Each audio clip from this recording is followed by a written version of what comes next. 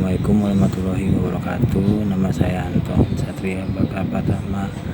NIM saya 01175503122048. Nah, saya mahasiswa Universitas Hasan Negara Indonesia yang atau dibilang USNI. Nah, teknik. Nah, fokus saya teknik dan jurusan saya Sistem Informasi. Nah, saya ingin menjelaskan tentang audit, keuntungan audit dan tujuan audit. Nah, yang pertama saya ingin menjelaskan pengertian audit sistem informasi adalah sebuah proses yang sistematis dalam mengumpulkan dan mengkomunikasikan bukti-bukti untuk membuktikan sebuah sistem informasi yang digunakan oleh organisasi telah dapat mencapai tujuan antara lain pengaman data, aktivitas set, pemeliharaan atas indikasi data. Yang terakhir, meningkatkan efektivitas. Nah, di dalam audit itu adanya pentingnya merupakan hal yang penting bagi sebuah organisasi untuk dapat menghindari. Yang pertama, kerugian dapat menghilangkan data. Yang ketiga, kerugian proses akibat kesalahan komputer. Yang ketiga, pengambilan keputusan yang salah akibat informasi yang salah. Yang keempat, nilai hardware, software, dan presentasi informasi. Yang kelima, pemilihan kekerasan informasi. Nah, di sini saya akan menjelaskan tentang tujuan audit informasi di suatu perusahaan. Pertama, menilai kinerja dibandingkan dengan kebijakan, standar-standar, dan sasaran yang ada di telekom manajemen.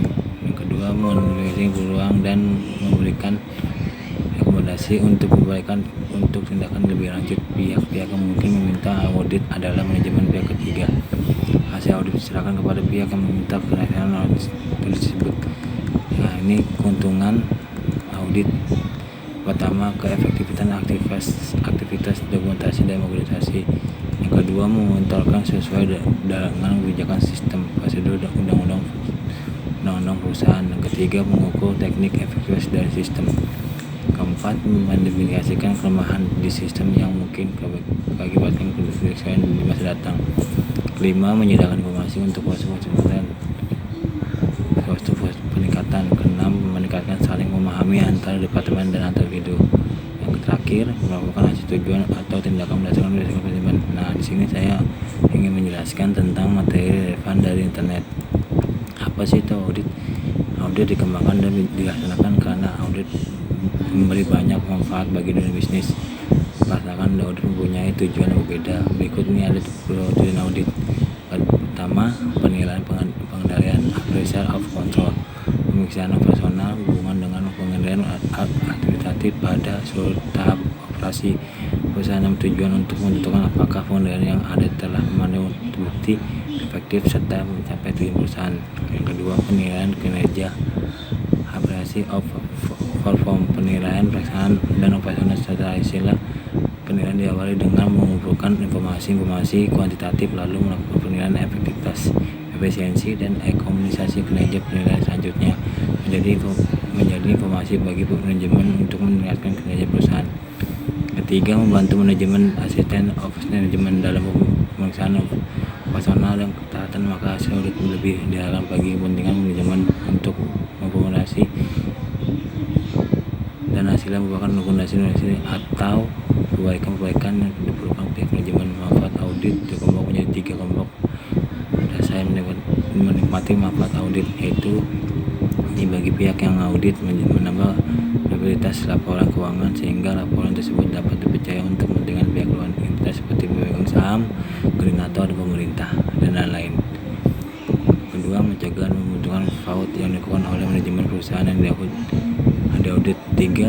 Yang ketiga, memberikan dasar yang dapat lebih dipercaya untuk menyiapkan surat pemberitahuan pajak yang diserahkan kepada pemerintah. Yang keempat, membuka pintu bagi masuk sumber-sumber pembiayaan dari luar. Kelima, menyikapi kesalahan dan menyimpang penonton dalam catatan keuangan. Ini bagi anggota lain dalam dunia usaha.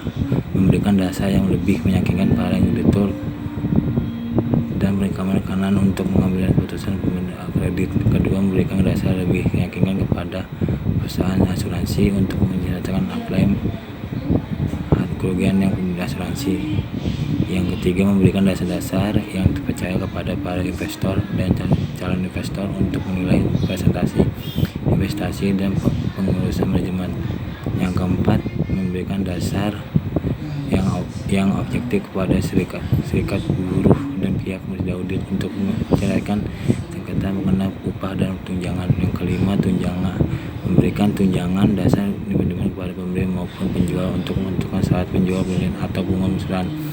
Terakhir, memberikan dasar lebih baik penilaian pada perusahaan klien untuk menentukan audit finansial, audit manajemen, sistem pengendalian integritas perusahaan, efisiensi operasional dan keadaan keuangan. Ini takdir bagi badan pemerintah dan orang-orang bergerak di bidang hukum. Pertama, memberikan pendapat kepada tentang kecamatan dan keadaan keuangan, memberikan dasar.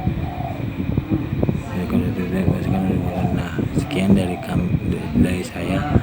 Mohon maaf kalau ada salah kata atau kurang jelas.